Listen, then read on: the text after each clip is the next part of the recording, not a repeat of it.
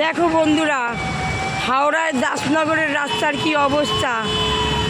মানুষ মারার কল, যে কোনো মুহূর্তে মানুষ এখানে মানে বাইকে যারা যাচ্ছে তো তারা পড়ে মরেই যেতে পারে যে কোনো মুহূর্তে। অবস্থা দেখো, ঠিক আছে।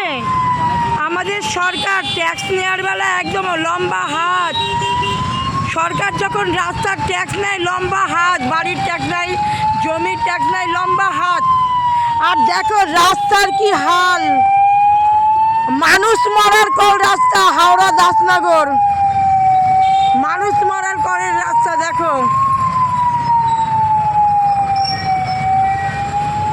সরকার শুধু নিজের পেট ভরায়, জনগণের দিকে দেখে না। দেখো জনগণ রাস্তার মধ্যে পড়ে মরে যাক, আমাদের সরকারের কিছু যায় আসে না, নিজেদের পেটটা ভরলেই হবে। দেখো সরকার শুধু নিজের পেট ভরায়, জনগণের দিকে দেখো না। দেখো আজকে জনগণের কি হাল অবস্থা, দেখো মানুষের কত কষ্ট করে যাচ্ছে আর আমাদের সরকার নিজের পেটটা ভরাচ্ছে।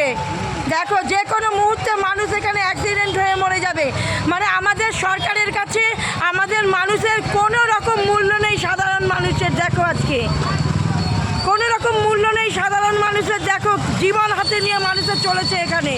আমি বলি বন্ধুরা, তোমরা বেশি বেশি করে শেয়ার করো এই আমার ভিডিওটা, বেশি বেশি করে এই ভিডিওটা শেয়ার করো, যেখানে মানুষের জীবনের কোনো মূল্য নেই।